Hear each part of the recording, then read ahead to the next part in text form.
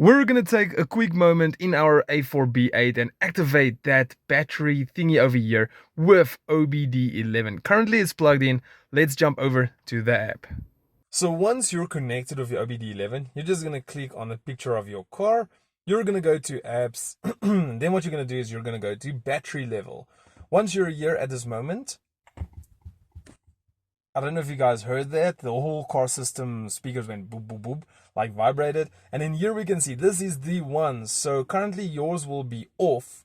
Mine is on. I just quickly tested it out. What you're going to do is hold the tick in the bottom right corner. It's going to ask you just to do payment notification through Google Play. Very simple. You can save your card or whatever the case is. You quickly pay for it. And then once you're done and you've activated, I'm going to quickly show you how to access it.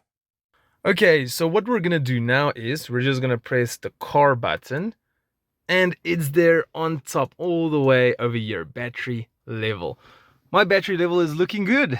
100%. So this is a very easy and simple way how you can get this screen. I mean, like, you can do it on a computer. I've made a video of it in the past, but this is just so much easier. And especially if you're not clued up with all these tools and having the right tools to communicate with the car and the program and everything, this for its few little cents it is, not cents, but it's pretty cheap. It's actually a really nice thing to just do and activate it with the OBDeleven.